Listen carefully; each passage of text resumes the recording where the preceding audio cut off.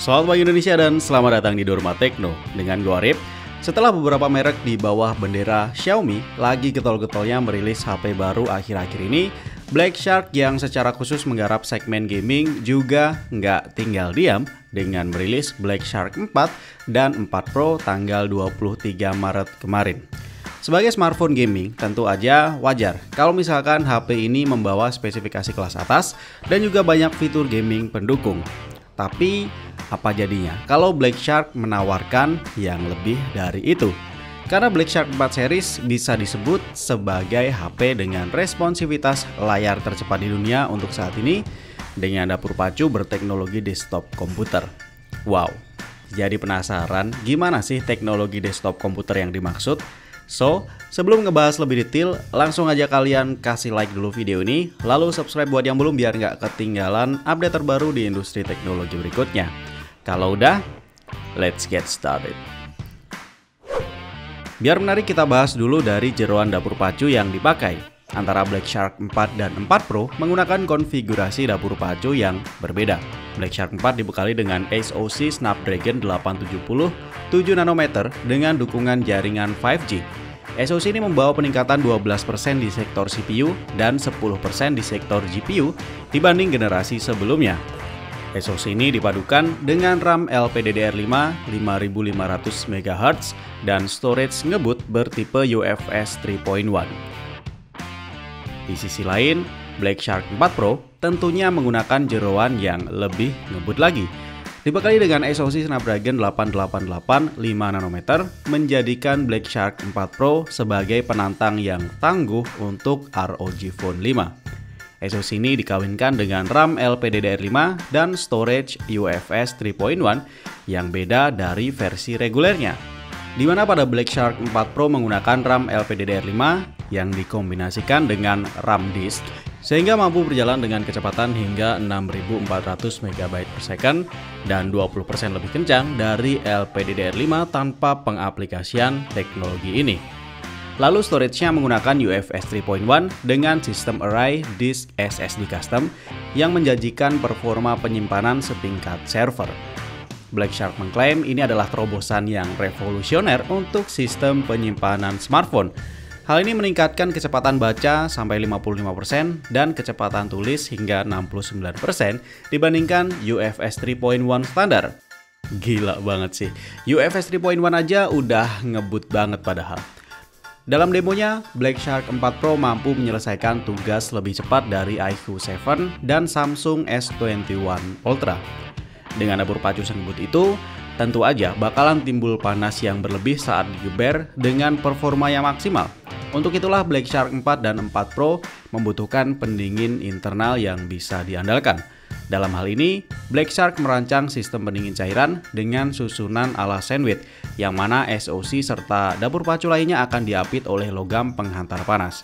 Klaimnya bisa meningkatkan pembuangan panas sampai 30% dan juga mampu mengurangi panas di inti CPU pada Black Shark 4 Pro sampai 18 derajat. Tapi buat kalian gamer tipe hardcore yang mainnya game-game dengan grafis berat dan sering gaming berjam-jam nonstop, wajib banget pakai cooler eksternal untuk menghindari overheating dan juga menjaga performa dapur pacu selama pemakaian agar tidak throttling.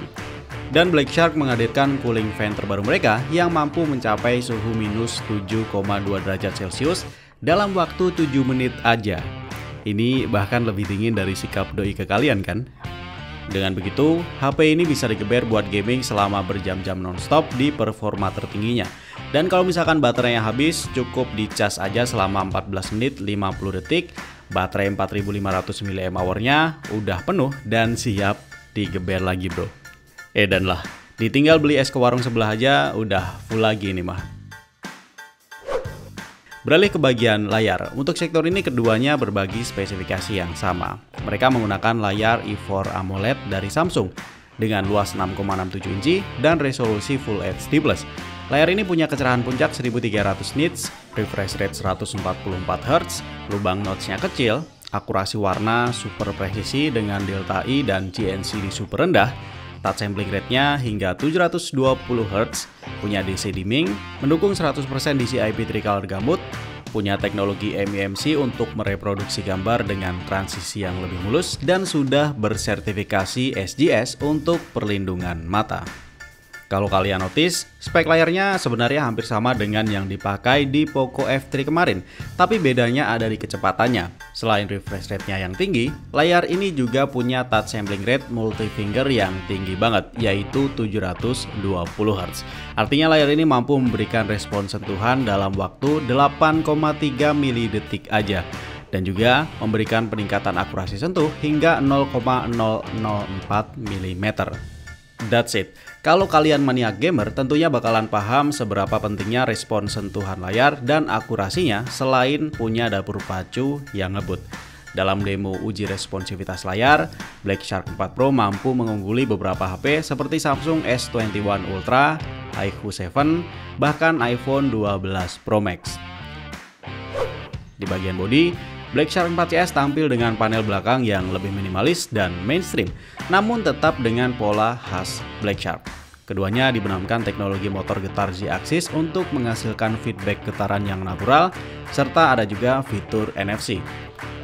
Dan agar semakin sah menyandang title HP gaming, Black Shark 4CS dibekali dengan trigger alias tombol R1L1 yang bisa dimunculkan dengan menggeser slider magnetiknya.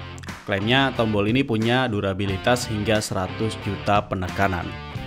Belum berhenti sampai di situ, kalau ROG Phone 5 kemarin punya audio yang selevel dengan player music audio file, Black Shark 4 Pro juga nggak mau kalah. Dia menggunakan dua buah speaker linear 12-16 untuk speaker stereonya dengan teknologi DTS-X Ultra, dan punya smart power amplifier 15 volt dengan chip DAC dari Cirrus Logic.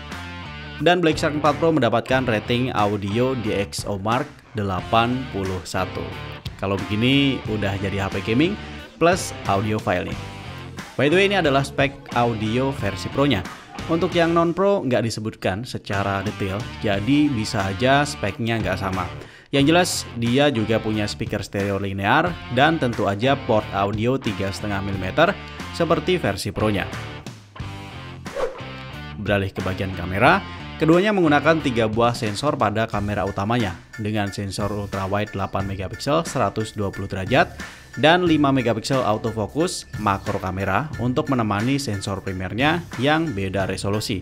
Varian Pro menggunakan kamera 64 MP Sony IMX686, sedangkan varian reguler menggunakan kamera 48 MP Sony IMX582. Untuk kamera selfie ada sensor 20 MP yang menempati dot notch ya. Puas ngomongin soal spesifikasinya, waktunya kita bahas harganya. Black Shark 4 punya 4 varian penyimpanan, sedangkan Black Shark 4 Pro punya 3. Varian terendah Black Shark 4 dibanderol dengan harga 2.499 yuan alias 5,5 juta rupiah.